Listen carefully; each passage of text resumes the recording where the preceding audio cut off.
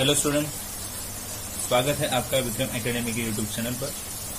आज हम लेने जा रहे हैं 12th स्टैंडर्ड का book keeping and accountancy subject. तो आज से हम प्रैक्टिकल प्रॉब्लम स्टार्ट करेंगे। कौन से टॉपिक थे? Final account. तो कैसे फाइनल अकाउंट हम सॉल्व करेंगे ये हमें देखना है, और ये आज का पहला प्रॉब्लम है।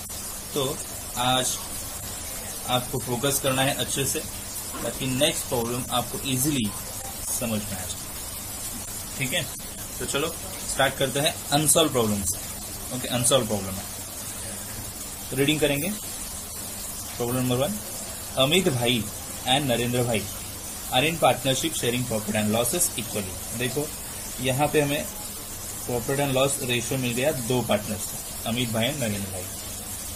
From the following trial balance and adjustments given below, you are required to prepare trading and profit and loss account for the year ended 31st March 2019 and balance sheet as on that date. तो हमें बोला है कि आप prepare करो trading and profit and loss account, year and रहेगा 31st March 2019 and balance sheet उसी date की बनानी है। ठीक है, हमें क्या दिया है क्वेश्चन में वो हमें देखना है, जो है ट्रायल बैलेंस।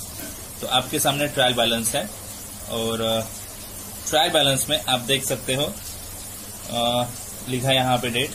ठीक है, एक डेबिट बैलेंसेस ये कॉलम और उसके amount, debit amount, credit balances और क्रेडिट अमाउंट यहाँ पे नजर आ रही है। नाउ करना क्या है, ऑल दी आइटम्स यहाँ पे दिख रहे हैं जो डेबिट बैलेंस में है और क्रेडिट बैलेंस में है। हमें कैसे और कहाँ लेके जाने हैं ये डिस्कस करना है। ठीक है, तो हमारे पास क्या है जो प्रिपेयर हमने किया है ये हमें देखना है। तो चलो देखते हैं पहले वो। तो ये रहेगी हमारी प्रिपरेशंस। मैं दिखाऊंगा आपको कैसे प्रिपेयर किया है। In the books of Amit भाई या नरेंद्र भाई, जो पर्सन्स के नेम्स थे फर्म के बिजनेस के, यहाँ पे लिखेंगे। तो यहाँ पे कैपिटल लेटर्स में आपको लिखना है trading and profit and loss account. देखो trading and profit and loss account ऐसे लिखा है, ये भी कैपिटल लेटर्स में ट्राई करना मैक्सिमम लिखने का। ओके, बाकी ये स्मॉल लेटर में लिखोगे तो भी चलेगा, कैपिटल में भी चलेगा। For the year ended 31st मार्च 2000, जो भी ईयर है 13 इट्स 19। ओके, सो ये रहा पहला हमारे सामने ट्रेडिंग अकाउंट, और साथ ही साथ उसके नीचे प्रॉफिट एंड लॉस अकाउंट। ठीक है, आपको यहाँ पे डेबिट और क्रेडिट ऐसे लिखना जरूरी है। ठीक है, और ये क्रेडिट, ये जो प्रॉफिट एंड लॉस है नीचे आएगा।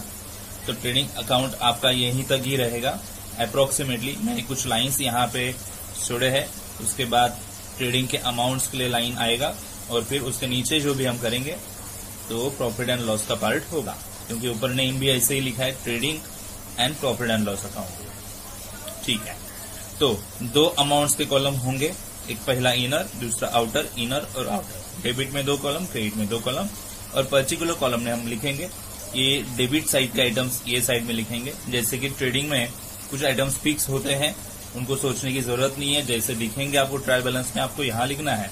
जैसे ओपनिंग स्टॉक रहेगा, परचेस रहेगा, परचेस रिटर्न रहेगा तो लेस होगा परचेस में, सेल्स है तो यहाँ पे आएगा, और सेल्स रिटर्न है तो लेस होगा उसमें से, और क्लोजिंग स्टॉक दिया रहेगा तो इधर आना चाहिए। तो ये कुछ पर्टिकुलर आइटम है जो हमें पहले से ही यहाँ पे लिखने हैं। बाद में आप लिखोगे तो भी चलेगा, बट मैंने पहले से ही लिख के रखे क्योंकि ये इनकी जगह फिक्स है, और जैसे ही मुझे वो नजर आएंगे मैं यहाँ पे लिख दूंगा। वैसे ही आगे प्रॉफिट एंड लॉस कंटिन्यू होगा हमारा, और जो प्रॉफिट एंड लॉस कंटिन्यू होगा डेबिट साइड में मैंने कुछ लिखा है। तो बैड डेब्ट्स के जो भी पर्टिकुलर आइटम्स है यहाँ पे लिखेंगे। बैड डेब्ट्स जो टीबी यानी ट्रायल बैलेंस में रहेगा, यहाँ पे अमाउंट लेंगे। ऐड करना है क्या, बैड डेब्ट्स अगेन, जो एडजस्टमेंट में अगर दोबारा दिया तो फिर यहाँ पे ऐड होगा। आरडीडी दिया अगर एडजस्टमेंट में तो ऐड करेंगे यहाँ पे।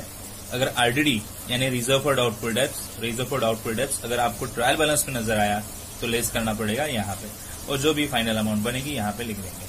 तो इस पे 2-3 एडजस्टमेंट ऐसे होते हैं जो हमें करने हैं। तो मैंने पहले से ये अरेंजमेंट करके रखी है बैड डेब्ट्स की, आप भी करके रखोगे। ठीक है, हाँ, अभी ये प्रिपरेशन करते वक्त आप याद रखना कि आपका ये पेज ऐसे फोल्ड हो, और फोल्ड होके 2 इक्वल पार्ट्स बनेंगे, और फिर आप ये जो प्रिपरेशंस है वो ड्रॉप हो रहा है। साथ ही साथ मैंने बनाया है यहाँ पे account partner capital account, debit और क्रेडिट हमें लिखना है, पर्टिकुलर 2 कॉलम्स है क्योंकि 2 पार्टनर्स हैं, 3 पार्टनर्स होंगे तो 3 कॉलम बनाएंगे। 2 पार्टनर्स है अमित भाई नरेंद्र भाई दोनों तरफ लिखा, रुपीस का साइन, ठीक है। और यहाँ पे बैलेंस आता है कैपिटल का, तो मुझे यहाँ पे लिखना है, तो मैंने पहले से यहाँ पे लिख के रखा है, ठीक है। और देन नीचे लास्ट आएगा बैलेंस शीट, जो मैंने नेम कैपिटल लिखने की कोशिश की थी, थोड़ी गड़बड़ हो गई है, ठीक है। एज ऑन 31 मार्च 2019 डेट आएगा। बैलेंस शीट में डेबिट क्रेडिट ऐसा लिखा नहीं जाता, और लायबिलिटीज और ये एसेट्स है पर्टिकुलर नहीं लिखा जाता, ठीक है। तो ये आपको याद रखना है, ये लायबिलिटीज है, ये एसेट्स है, कॉलम एज इट इज 2 रहेंगे। और मैंने यहाँ पे जस्ट लिख के रखा है कैपिटल अकाउंट से बैलेंस आएगा अमित भाई और नरेंद्र भाई का, जो मुझे यहाँ पे लिखना है, जस्ट ऐसे ही लिखा है, ठीक है।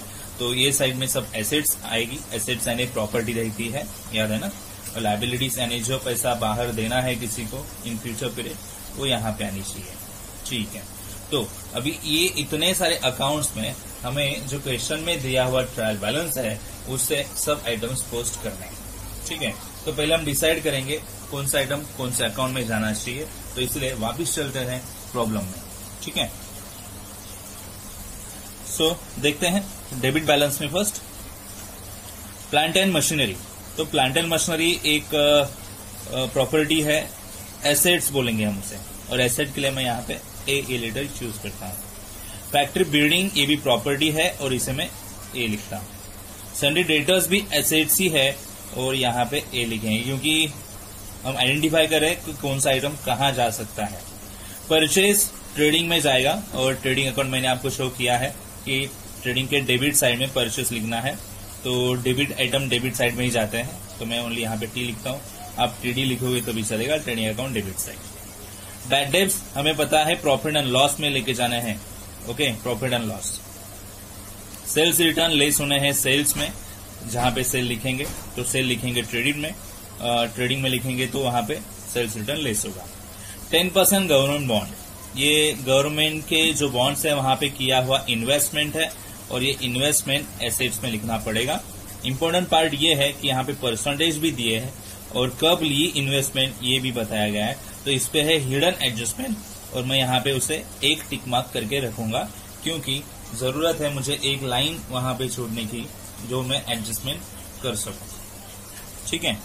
इंपोर्ट ड्यूटी जो है, इंपोर्ट ड्यूटी गुड्स परचेज किया जाता है तब दी जाती है, और गुड्स अगर परचेज हो रहा है तो उससे रिलेटेड, गुड्स परचेज करते समय उससे रिलेटेड जो भी खर्चा हो वो जाता है ट्रेडिंग में, तो इसे मैं ट्रेडिंग में लिखने वाला हूँ।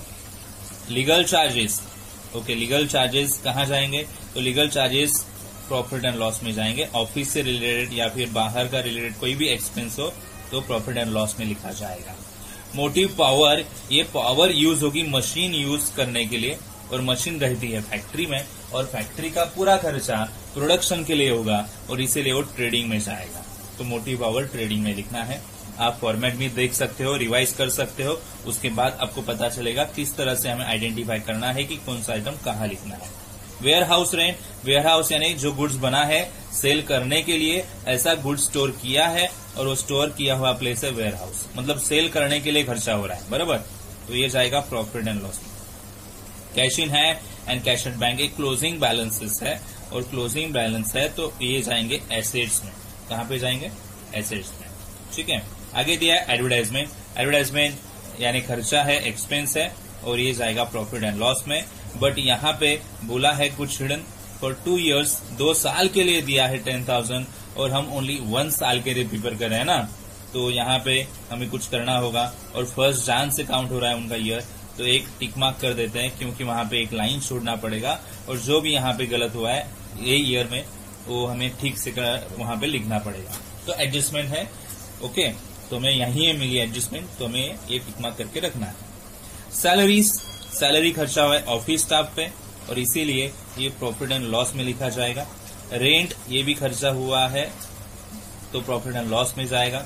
ड्राइंग हमेशा लिखते हैं कैपिटल के डेबिट में, पार्टनर कैपिटल अकाउंट, तो ड्राइंग हमेशा कैपिटल अकाउंट्स में लिखेंगे, नाम भी है यहाँ पे तो कैपिटल अकाउंट में ही जाएगा। डेबिट है तो डेबिट में ही जाएगा ऑफकोर्स। फर्नीचर एसेट्स है, प्रॉपर्टी है, तो एसेट में जाएगा। बिल रिसीवेबल ये भी एसेट ही है, याद रखना, बिल रिसीवेबल एसेट है।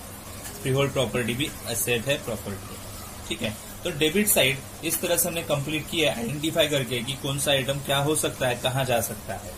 कैपिटल अकाउंट, तो कैपिटल अकाउंट का बैलेंस है, यहीं पे बोला है कैपिटल, तो मुझे अलग से लिखने की जरूरत नहीं है यहाँ पे। सेल्स ट्रेडिंग में जाएगा, ट्रेडिंग का फॉर्मेट आपने देखा, अभी मैंने दिखाया आपको। बिल्स पेएबल जो है लायबिलिटी बनती है और लायबिलिटी जाएगी बैलेंस शीट में। डिस्काउंट ये जो है इनकम है, डिस्काउंट मिलता है ना, ओके। क्रेडिट साइड में इनकम होते हैं, ओके। डेबिट साइड में एसेट्स होंगे या फिर एक्सपेंसेस होगी। एसेट्स होंगी तो वो एसेट साइड में जाएगी, और एक्सपेंसेस होगा तो या तो ट्रेडिंग या फिर प्रॉफिट एंड लॉस में जाता है। तो ये तो हमने देखा। अगर क्रेडिट साइड में क्या होगा, अगर हमें देखना है, या तो लायबिलिटीज होगी या फिर इनकम होगा। लायबिलिटीज होंगी तो सीधा लायबिलिटीज में ही लिखना है, बट अगर वो इनकम हो रहा है तो इनकम प्रॉफिट एंड लॉस में जाता है। तो डिस्काउंट मिल रहा है, इनकम है, और प्रॉफिट एंड लॉस के क्रेडिट में लिखना पड़ेगा, ठीक है। क्रेडिटर्स, क्रेडिटर्स भी लायबिलिटी है, ओके। क्रेडिटर्स यानी जिनको पैसा देना है वो रहेंगे पर्सन्स, ओके। तो ये लायबिलिटी है। बिल्स पेएबल यानी पैसा बिल का पे करना है, पेएबल है, ड्यू है, तो ये लायबिलिटी बन गई थी। आरडीडी हमें पता है कहाँ लिखनी है, ये आरडीडी ट्रायल बैलेंस में है, तो आरडीडी एज पर टीवी हमें लिखना पड़ेगा प्रॉफिट एंड लॉस के फॉर्मेट में। देखो मैंने प्रॉफिट एंड लॉस में फॉर्मेट बताया पहले आपको। बैंक लोन, बैंक से लोन लिया है और लोन लायबिलिटी रहती है, तो लायबिलिटी का एल मैंने यहाँ पे अटैच किया। परचेस रिटर्न लेस होंगे परचेस से, ओके। तो ये भी ट्रेडिंग में जाएगा, लेस फ्रॉम परचेस। और यहाँ पे सेल्स रिटर्न है, less from sale, okay. Return हमेशा लेस होते हैं। अभी यहाँ पे ट्रायल बैलेंस पूरा का पूरा डिस्कस कर लिया है। अभी हमें पोस्टिंग करने से पहले एडजस्टमेंट भी देखने होंगे। तो ये प्रॉब्लम के एडजस्टमेंट्स कहाँ पे है, तो यहाँ पे एडजस्टमेंट्स, एक्स्ट्रा एडजस्टमेंट्स दिए हैं, ओके। तो चलो देखते हैं adjustments. Stock on hand on 31 March 2019 was valued at 43,000। हर एक एडजस्टमेंट के इफेक्ट होते हैं टू इफेक्ट्स, ओके। मतलब 2 इफेक्ट्स यानी 2 बार लिखना पड़ेगा अलग अलग जगह पे, अलग अलग अकाउंट में 2 बार आपको एंट्री देनी पड़ेगी। तो क्लोजिंग स्टॉक दिया है यानी 2 अकाउंट में कौन से एंट्री जाएगी। एक ट्रेडिंग अकाउंट मैंने आपको क्लोजिंग स्टॉक दिखाया, और क्लोजिंग स्टॉक एसेट होता है यानी एसेट में एंट्री जाएगी, ठीक है। अनइंश्योर्ड गुड्स वर्थ ₹8,000 वर स्टोलन, चोरी हो गया गुड्स। अगर आपका गुड्स आपके हाथ से जा रहा है तो पहले ट्रेडिंग के क्रेडिट में लिखो, टीसी करता हूं मैं यहाँ पे, चलो ट्रेडिंग के क्रेडिट में। गुड्स चोरी हो रहा है, गुड्स जा रहा है, गुड्स बेच रहे हैं, तो ट्रेडिंग के क्रेडिट में। जैसे मैंने सेल दिखाया, सेल कहाँ पे दिखाया, ट्रेडिंग के क्रेडिट में। वैसे गुड्स जा रहा है, चोरी हो रहा है, तो ट्रेडिंग के क्रेडिट में आएगा। और ये एक्चुअली लॉस है, इसीलिए प्रॉफिट एंड लॉस में जाएगा। और लॉस हमेशा होते हैं डेबिट में, याद रखना, लॉस हमेशा होता है डेबिट में, ठीक है।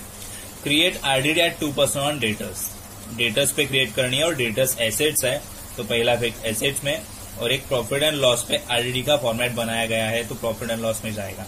तो asset and profit and loss ऐसे में बोलूंगा यहाँ। Mister Patil, our customer became insolvent and could not pay his debts ₹500। तो मिस्टर पाचिल जो हमारे कस्टमर थे और वो इंसॉल्वेंट हो गए, और वो अभी ₹500 दे नहीं सकते, ठीक है।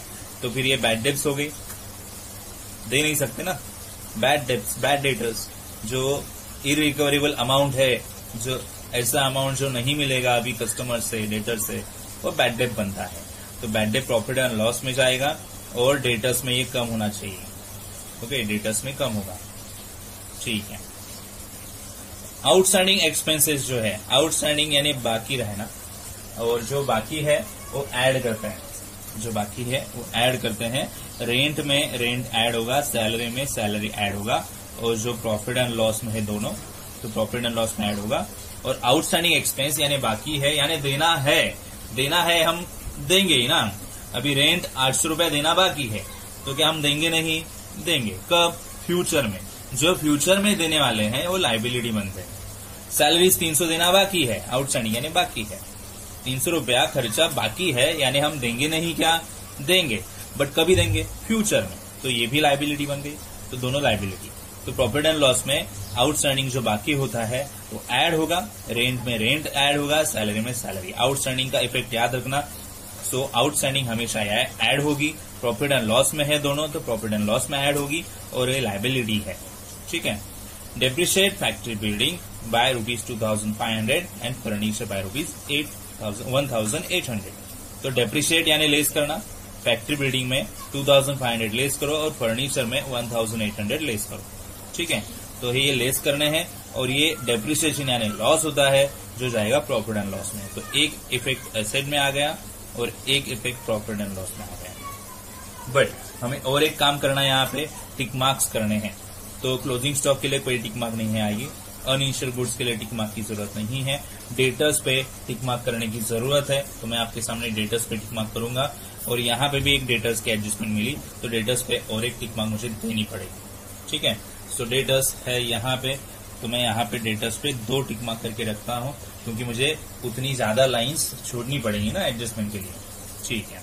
और फिर मेरे पास क्या है, आउटस्टैंडिंग एक्सपेंस है रेंट और सैलरी का।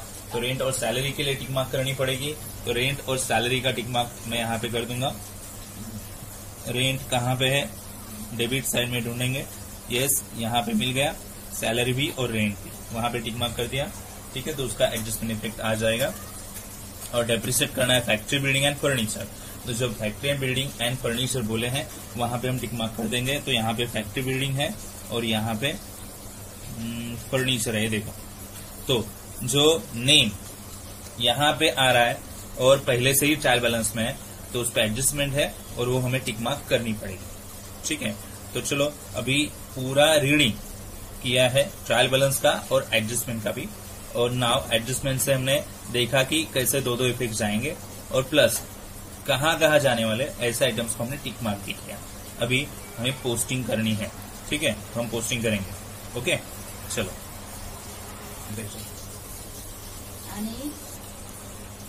ओके स्टूडेंट्स, चलो स्टार्ट करते हैं। Posting plant and machinery asset में जाने वाला है 2,80,000। तो एसेट्स बैलेंस शीट में होती है, तो यहाँ पे लिखेंगे प्लांट एंड मशीनरी एसेट में। इनर और आउटर कॉलम है, टिक मार्क नहीं है तो डायरेक्टली आप आउटर कॉलम में लिखोगे। ठीक है। अभी नेक्स्ट फैक्ट्री बिल्डिंग दिया है 75,000, तो लिखेंगे एसेट्स में आगे फैक्ट्री बिल्डिंग और टिक मार्क है वहां पे, इनर में लिखेंगे। ओके, और एक लाइन छोड़ देंगे। फैक्ट्री बिल्डिंग हो गया। अभी सन्ड्री डेटर्स लिखना है 28,700। सन्ड्री डेटर्स 28,700, 2 टिक मार्क है तो हमें 3 तो लाइन छोड़ना ही पड़ेगा। ओके। परचेज दिया है तो परचेज लिखना है ट्रेडिंग में, पता है ना ट्रेडिंग। यस, यहाँ पे मैंने ऑलरेडी ट्रेडिंग में बाकी आइटम्स लिख के रखे हैं। तो परचेज में लिखना है, ट्रेडिंग में लिखना है 85,500। इनर में लिखेंगे क्योंकि हमें लेस भी करने हैं रिटर्न्स। देन बैड डेब्ट्स दिए, बैड डेब्ट्स जाएंगे प्रॉफिट एंड लॉस में। एक ट्रायल बैलेंस में दिए तो ट्रायल बैलेंस में जाएंगे 500 बैड डेब्ट्स। तो मैंने यहाँ पे लिख के रखे, ये नीचे पूरा प्रॉफिट एंड लॉस है, तो यहाँ पे जाएंगे 500 bad debts as per trial balance. Then sales return दिया है जो सेल्स में लेस होता है 2,200, और सेल्स रिटर्न की जगह यहाँ पे है और ये लेस होने वाला है, तो मैं यहाँ पे ऐसे लिख के रखता हूँ। लेस बाद में करेंगे जब ये अमाउंट ऊपर आएगा सेल का। ठीक है। सेल्स रिटर्न लिख दिया। अभी 10% गवर्नमेंट बॉन्ड है, हमें लिखना है 40,000 कहाँ पे, एसेट में, और टिक मार्क किया है। ठीक है। 10% गवर्नमेंट बॉन्ड एसेट में लिखेंगे, तो यहाँ पे लाइन छोड़िए यहाँ तक, तो हम यहाँ पे लिखेंगे 10% गवर्नमेंट बॉन्ड। ओके, और इनर में लिखेंगे 40,000 और एक लाइन छोड़नी है। ठीक है, क्योंकि एक टिक मार्क है। आगे बढ़ेंगे। अभी इंपोर्ट ड्यूटी, इंपोर्ट ड्यूटी है कितनी, 1,800, और इंपोर्ट ड्यूटी जो है गुड्स पे परचेज पे जाती है, तो यहाँ पे लिखना पड़ेगा ट्रेडिंग में to import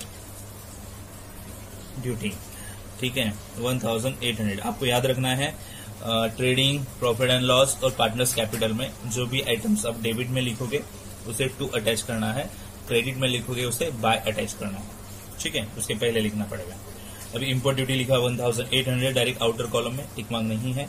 legal charges profit and loss में जाने वाले हैं 2,000 के, तो प्रॉफिट एंड लॉस जो है यहाँ से नीचे है, तो ऑलरेडी यहाँ पे बैड डेब्ट्स के कुछ आइटम्स लिख के रखे हैं, वहां उसके नीचे हम लिखेंगे लीगल चार्जेस। अमाउंट कितनी है लीगल चार्जेस की? 2000। ओके, तो यहाँ पे 2000 लिख दिया लीगल चार्जेस का। आफ्टर दैट हमें दिख रहा है मोटिव पावर जो ट्रेडिंग में जाने वाला है 12,000 का। ओके, तो मोटिव पावर यहाँ पे लिखेंगे 2 मोटिव पावर, ट्रेडिंग में लिख दिया, डेबिट में 12,000। डेबिट में क्यों? क्योंकि डेबिट बैलेंसेस पूरे हैं डेबिट में ही जाएंगे, क्रेडिट में नहीं जाएंगे। तो जहां जहां लिखेंगे डेबिट साइड में ही दिखेंगे, ठीक है। डेबिट का बैलेंस डेबिट में जाएगा।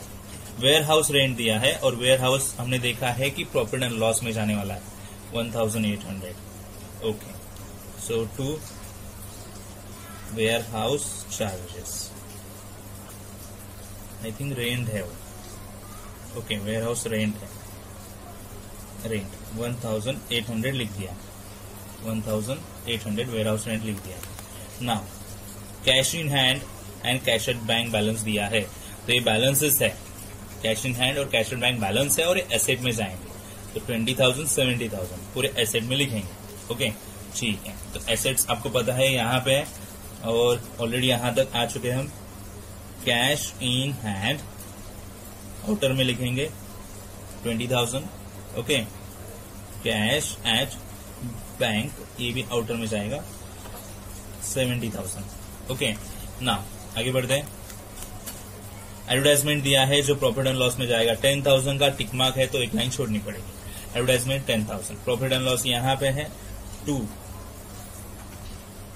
एडवर्टाइजमेंट 10,000। ओके, एक लाइन छोड़ दिया, इनर में लिख के। अभी सैलरीज दिया है जो प्रॉफिट एंड लॉस में जाएगा 3,800, सैलरीज प्रॉफिट एंड लॉस में जाएगा, तो उसके नीचे लिखेंगे 2 सैलरीज। ओके, अमाउंट कितनी है 3,800। ओके, उसके नीचे है 2 रेंट, रेंट लिखना है हमें। रेंट की अमाउंट देखते हैं कितना है, रेंट प्रॉफिट एंड लॉस में ही जाएगा, उसके नीचे लिखा है 1,500। टिक मार्क है तो एक लाइन छोड़नी पड़ेगी और इनर में लिखना पड़ेगा, ठीक है। अभी आगे देखते हैं। रेंट हो गया। ड्राइंग लिखनी है पार्टनर्स कैपिटल के डेबिट में, डेबिट का ही आइटम है तो डेबिट में ही जाएगा। पार्टनर्स कैपिटल में जाओ, डेबिट में लिखो दोनों के कॉलम में 2,400 3,200। तो पार्टनर्स कैपिटल में यहां पे हम आगे देखो तो यहां पे लिखेंगे 2 ड्राइंग। ओके, अमित भाई की कितनी है 2,400 और नरेंद्र भाई की कितनी है 3,200। ओके, ये ड्राइंग हो गई पार्टनर्स कैपिटल के डेबिट में लिख के। ना अभी क्या फर्नीचर दिया है जो एसेट में जाएगा। ओके, फर्नीचर एसेट में जाएगा तो हम एसेट में लिखेंगे इनर कॉलम में। ओके, क्योंकि टिक मार्क दिया है 1,95,800 फर्नीचर, तो यहाँ पे लिख देते हैं फर्नीचर 1,95,800 और एक लाइन छोड़ दी, ठीक है। आगे क्या दिया है बिल्स रिसीवेबल, ये भी एसेट है, वहीं पे जाएगा एसेट में। बिल्स रिसीवेबल, बिल रिसीवेबल कितनी अमाउंट है 20,700, डायरेक्ट आउटर में, टिक मार्क नहीं है ना। ओके, एंड लास्ट जो एसेट दी है कौन सी है फ्री होल्ड प्रॉपर्टी, तो यहाँ पे लिखनी है फ्री होल्ड प्रॉपर्टी एसेट में। फ्री होल्ड प्रॉपर्टी अमाउंट क्या है 41,000, तो 41,000। इस प्रकार एसेट साइड में लिखने के बाद हमारी डेबिट साइड जो है पूरी की पूरी पोस्ट करके हो चुकी है, आप देख सकते हो। सो ये पूरी की पूरी बैलेंस हमने पोस्ट की है। अभी लिखना है हमें क्रेडिट बैलेंसेस, ठीक है। तो चलो क्रेडिट बैलेंस कहाँ लिखना है देखते हैं। तो कैपिटल दिया है पहले आपके सामने, कैपिटल, और कैपिटल बैलेंस कैपिटल अकाउंट में ही जाएगा, यानी यहाँ। तो हमें यहाँ पे लिखना है, देखते हैं, अमित भाई और नरेंद्र भाई का 350, अमित भाई का 3 लाख, नरेंद्र भाई। ओके, सेल्स दिया है जो ट्रेडिंग में जाता है, पता है ना 1,80,000, तो सेल्स लिखेंगे यहाँ पे। ओके, बिल्स पेएबल दिया है जो लायबिलिटी है 8,500, लायबिलिटी में जाएगा। बैलेंस शीट में लायबिलिटी ये साइड में आता है, तो बिल्स पेएबल यहाँ पे लिखेंगे, bills payable. Okay, bills payable कितने हैं 8,500, तो यहाँ पे आउटर में लिख देंगे 8,500। उसके बाद हमें दिख रहा है discount, discount profit and loss में जाता है जो इनकम है। ओके, डिस्काउंट मिलने वाला है, डिस्काउंट इनकम है, प्रॉफिट एंड लॉस में जाएगा। क्रेडिट बैलेंस क्रेडिट में लिखता है, ठीक है, तो डिस्काउंट क्रेडिट में जाएगा प्रॉफिट एंड लॉस के। तो प्रॉफिट एंड लॉस के डिस्काउंट क्रेडिट में जाएगा, तो यहां से नीचे प्रॉफिट एंड लॉस है, ऊपर के 1-2 लाइन छोड़ के नीचे लिखेंगे बाय डिस्काउंट जो है 1200 आउटर कॉलम में लिख दिया, ठीक है। ओके, आगे बढ़ते हैं। क्रेडिटर्स दिए जो लाइबिलिटी में जाएंगे 38,500। ओके, क्रेडिटर्स लाइबिलिटी में जाएंगे, बिल्स पेबल के नीचे 38,500 लिख दिए। ओके, आगे बढ़ेंगे। आरडीडी दिया है और आरडीडी के लिए स्पेशल फॉर्मेट है हमारे पास। कहाँ पे है पता है क्या? प्रॉफिट एंड लॉस में। आरडीडी ट्रायल बैलेंस में मिला है, तो RDD as per trial balance देखो यहाँ पे प्रॉफिट एंड लॉस में, ये प्रॉफिट एंड लॉस है ना अपने पास, तो यहाँ पे जगह है देखो RDD as per trial balance, यहाँ पे लिखना है अमाउंट, ठीक है। कितना अमाउंट है देखो एक बार, 2700, तो यहाँ पे जाएगा 2700। ओके, और ये लेस होगा, बाकी की अमाउंट ऐड होती है, ओनली यही लेस होता है, ठीक है। आगे बढ़ते हैं। बैंक लोन दिया है जो लाइबिलिटी है, और लाइबिलिटी यहाँ पे आएगी बैलेंस शीट के लाइबिलिटी में, यहाँ पे। ओके, बैंक लोन कितनी अमाउंट है बैंक लोन की देखो 15,000, तो यहाँ पे 15,000 लिखने पड़ेंगे। ओके, एंड देन आगे दिखता है परचेस रिटर्न जो परचेस में लेस होगा। परचेस रिटर्न परचेस में लेस होगा, तो परचेस के नीचे जगह छोड़ी है, रिटर्न्स लिख के 2000 है वो लेस होने वाला है, ठीक है। यहाँ पे ओपनिंग स्टॉक कुछ भूला नहीं है तो डैश कर देते हैं, ठीक है। तो इस प्रकार पोस्टिंग कंप्लीट हो चुकी है। अभी हमें एडजस्टमेंट्स देखने हैं और एडजस्टमेंट की पोस्टिंग करनी है, ठीक है। ओके स्टूडेंट्स, एडजस्टमेंट देखते हैं। Stock on hand on 31 March 2019 was valued at 43,000। इसे कहते हैं क्लोजिंग स्टॉक। क्लोजिंग डेट को जो बैलेंस मिलता है स्टॉक का, उसे क्लोजिंग स्टॉक कहा जाता है। 43,000 पहले लिखेंगे ट्रेडिंग के क्रेडिट साइड में, तो ट्रेडिंग अकाउंट आपके सामने है यहाँ पे, और उसकी क्रेडिट साइड में मैंने पहले से ही क्लोजिंग स्टॉक लिख के रखा है, तो वहीं पे मुझे अमाउंट्स लिखनी पड़ेगी। तो अमाउंट्स है 43,000 और मैं डायरेक्टली आउटर कॉलम में यहाँ पे लिखने वाला हूँ, लिख दूं, ठीक है। पहला इफेक्ट हो गया, और दूसरा इफेक्ट जाएगा एसेट में। हर एक एडजस्टमेंट के इफेक्ट बनते हैं 2, और 2 इफेक्ट हमें पोस्ट करने हैं, ठीक है। तो ट्रेडिंग के क्रेडिट साइड में लिख दिया क्लोजिंग स्टॉक, और कहाँ जाएगा? एसेट में जाएगा। तो एसेट है बैलेंस शीट में, और ये रही बैलेंस शीट, और बैलेंस शीट के एसेट साइड में एकदम नीचे मैं यहाँ पे लिख देता हूँ क्लोजिंग स्टॉक। कितना है क्लोजिंग स्टॉक का बैलेंस? 43,000। ओके, 43,000, ठीक है। Now next adjustment. ये एडजस्टमेंट हो गई 2 इफेक्ट के साथ। याद रखना ये हमेशा एडजस्टमेंट आती है हर एक प्रॉब्लम में, ऐसा कोई भी प्रॉब्लम नहीं होगा जिसमें ये एडजस्टमेंट नहीं आएगी। क्लोजिंग स्टॉक की एडजस्टमेंट होगी ही, और इसका इफेक्ट सिमिलर होगा जैसे मैंने दिखाया ट्रेडिंग के क्रेडिट में और एसेट साइड में। अभी next adjustment, uninsured goods worth ₹8,000 व स्टोलन। चोरी हो गया गुड्स। अगर आपके हाथ से गुड्स जा रहा है तो ट्रेडिंग के क्रेडिट में लिखना पड़ता है, तो यहाँ पे लिखेंगे बाय गुड्स स्टोलन। गुड्स चोरी हो गया, कितने वैल्यू का चोरी हो गया? 8,000 का, तो यहाँ पे लिखेंगे 8,000, आउटर कॉलम में लिखेंगे 8,000। गुड्स चोरी होना हमारे लिए लॉस है, और सब लॉस जो है प्रॉफिट एंड लॉस में इकट्ठा होते हैं, और लॉस जाते हैं डेबिट में। कहाँ पे जाते हैं? डेबिट में। देखो एक रुपये क्रेडिट में है तो दूसरा डेबिट में जाएगा, तो प्रॉफिट एंड लॉस यहाँ पे है, और यहाँ पे लिखेंगे डेबिट में 2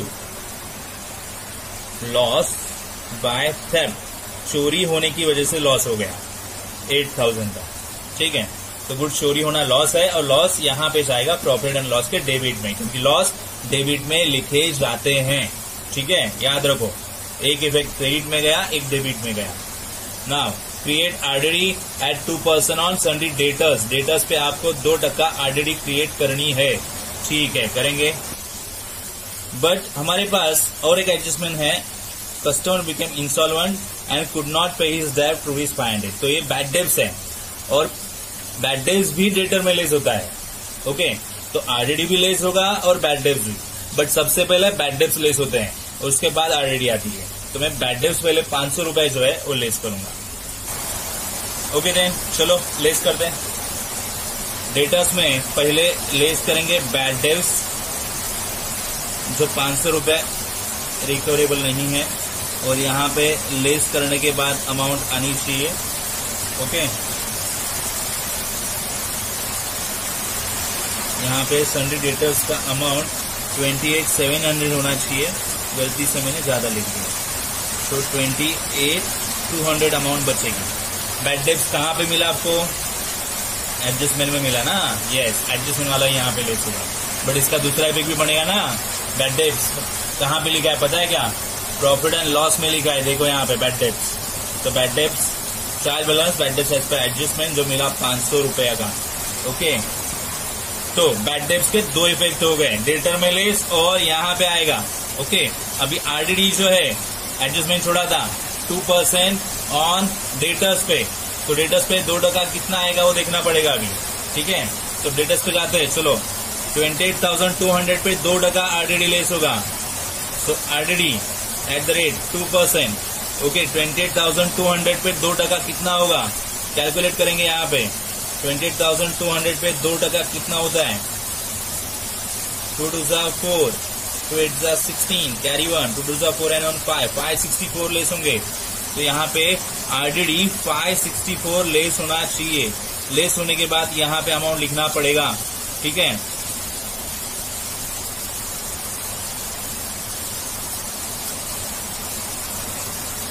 $27,636। ओके, और ये आरडीडी है, लेस हुआ है।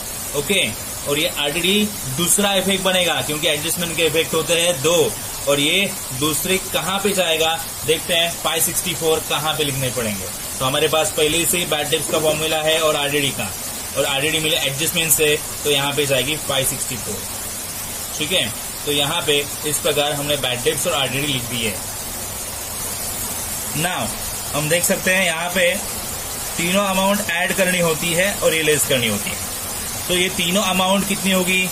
नियर बाय 1,564 होंगी, और ये आरडीडी ज्यादा है, आपको नजर आ रही है, यानी अमाउंट निगेटिव में जाएगी। अगर ये आरडीडी ज्यादा है तो आपको जो भी सब्सट्रैक्शन होगा तो ये साइड में लिखना पड़ेगा, यहाँ से जो भी सब्सट्रैक्ट होगा। क्यों?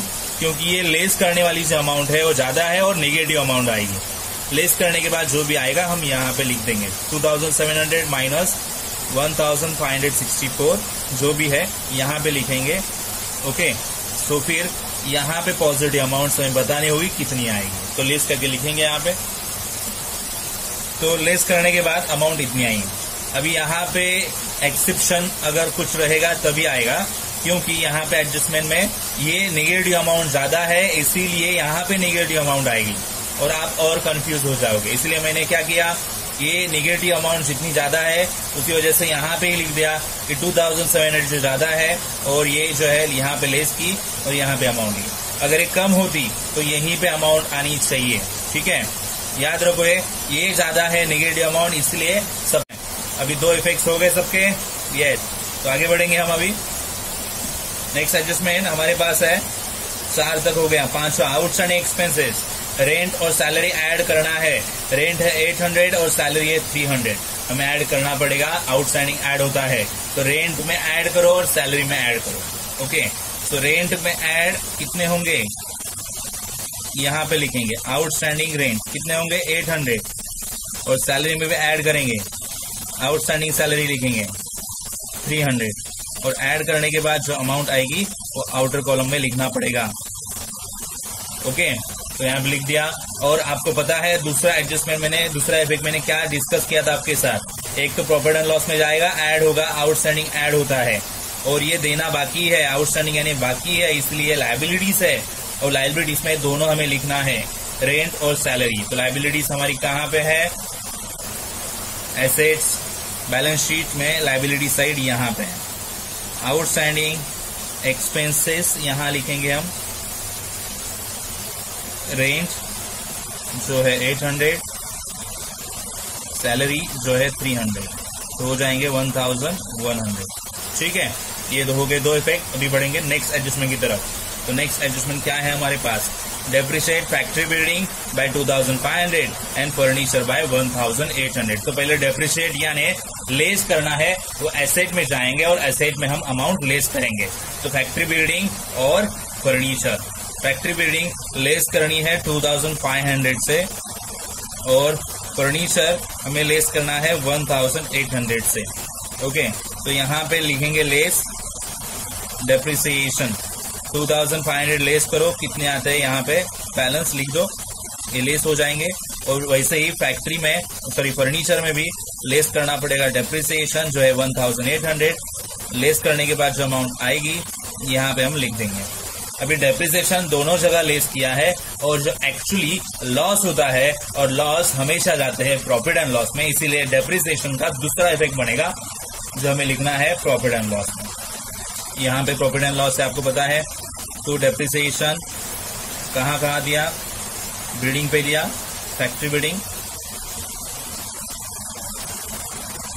2500 और फर्नीचर पे कितना 1800 और टोटल कितना हो गया 4300 टोटल डेप्रिसिएशन दे दिया। इस प्रकार फाइनल एडजस्टमेंट यहाँ पे हो गई। ठीक है, अभी ये एडजस्टमेंट होने के बाद हमने दो हिडन एडजस्टमेंट देखे थे।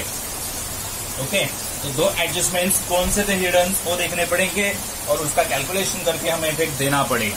तो हिडन एडजस्टमेंट देखते हैं, चलो।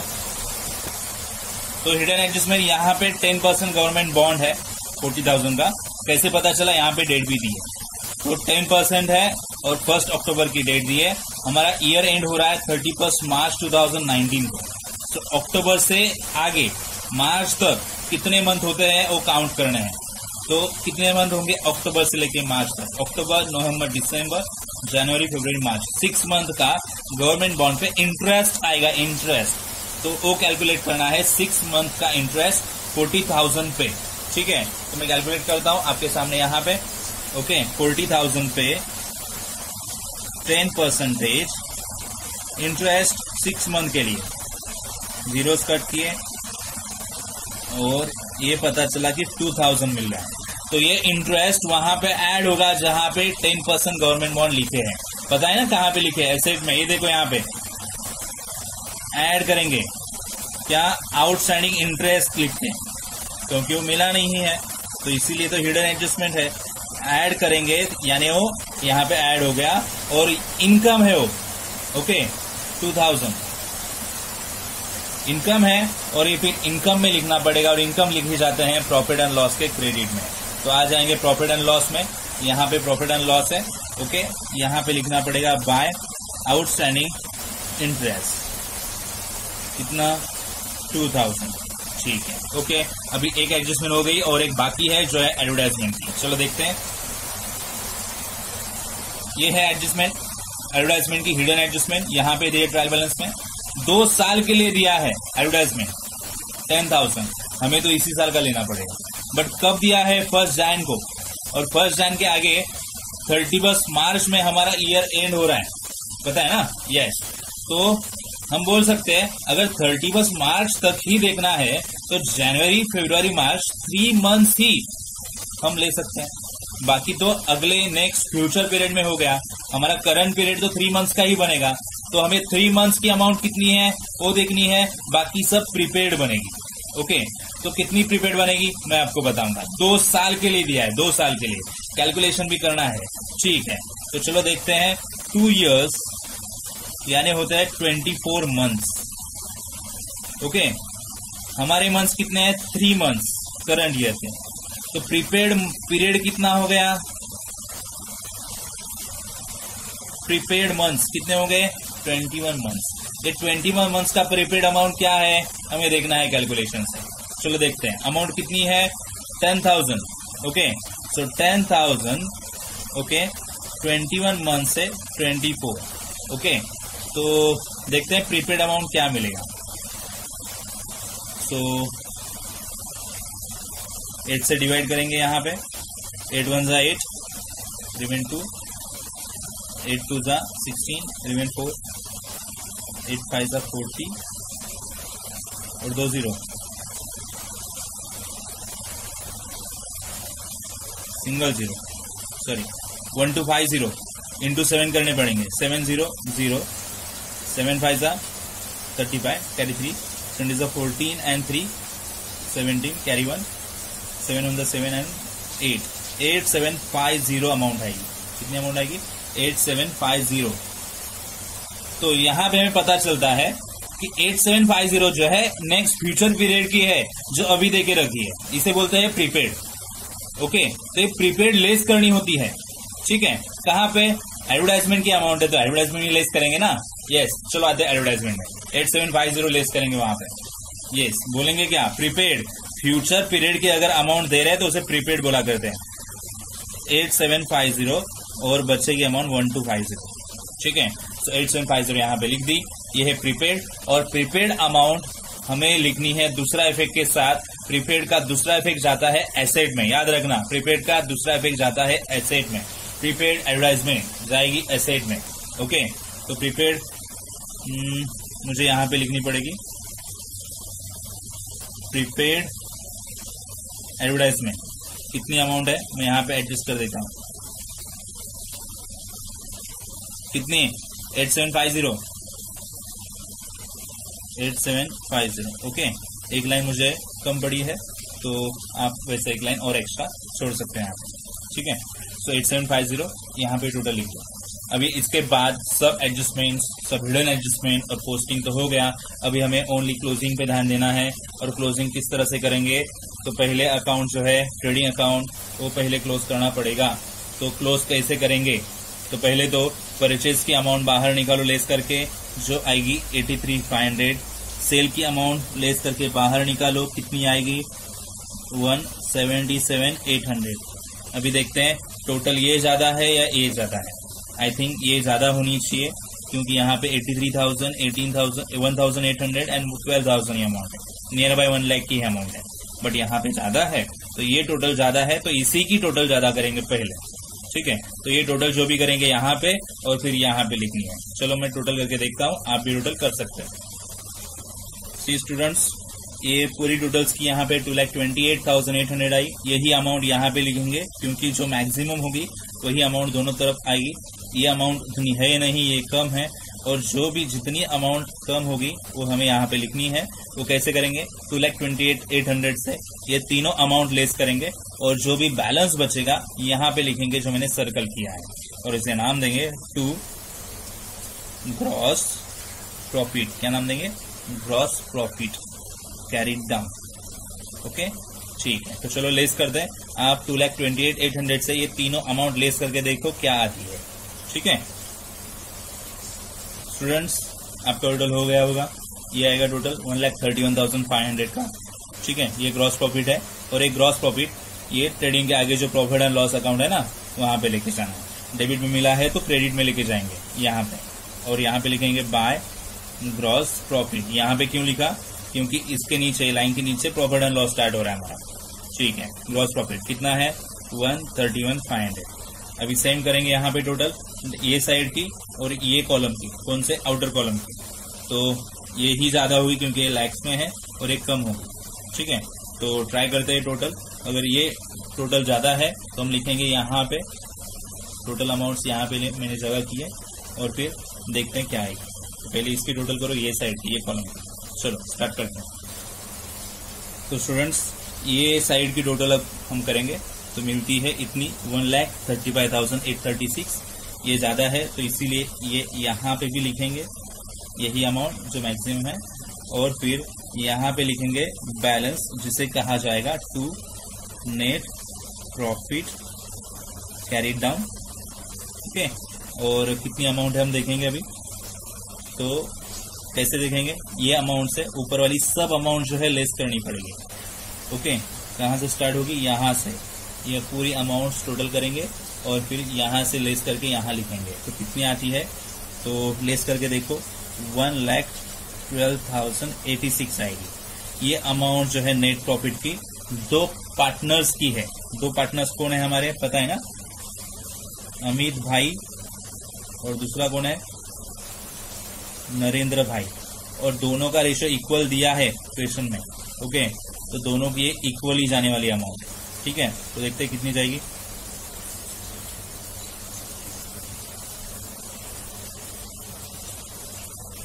तो इतनी अमाउंट जाएगी दोनों को।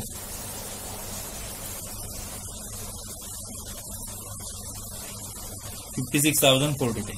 अब ये लिखिए डेबिट साइड में, और उनके कैपिटल अकाउंट में जाएगी अभी। ठीक है, सो 56,043 उनका कैपिटल अकाउंट, ये डेबिट में क्रेडिट में लिखेंगे, ठीक है। तो ये रहा उनका कैपिटल अकाउंट यहाँ पे। तो 56,043 दोनों को ये है इक्वल रेशो की वजह से, और जिसे हम बोलेंगे नेट प्रॉफिट वहां पे डेबिट में थी तो यहाँ पे क्रेडिट में लाई है, ओके। और अभी ये दोनों के कॉलम्स की हमें टोटल करनी पड़ेगी, ठीक है। तो कितनी आएगी, ये 3,56,43 आएगी, सीधा टोटल है यहाँ पे, और 4,06,043 आएगी, ओके। 4,06,043, 3,56,043। और इनमें से अभी ये ऊपर वाले अमाउंट्स लेस करने के बाद यहाँ पे बैलेंस लिखना पड़ेगा, तो आप बैलेंस लेस करके देख सकते हो, और यहाँ पे लिखेंगे बैलेंस कैरिड डाउन, ठीक है। चलो देखते लेस करके, आप वहां पे लिस्ट करो आपकी बुक में, मैं यहाँ पे लिस्ट करके दिखाता हूँ। तो ये अमाउंट से ऊपर वाले अमाउंट लेस करने के बाद इतना बैलेंस आएगा 4,03,643, और ये अमाउंट से ये अमाउंट लेस करने के बाद 3,52,843 अमाउंट आएगा। अब ये बैलेंस है कैपिटल का, कैपिटल अकाउंट का बैलेंस है, तो कैपिटल अकाउंट का बैलेंस बैलेंस शीट में जाएगा। तो लिखेंगे यहाँ पे अमित भाई का कितना मिला है 4,03,643, और नरेंद्र भाई का मिला है 3,52,843। इनकी टोटल करेंगे और आउटर में जाएगा।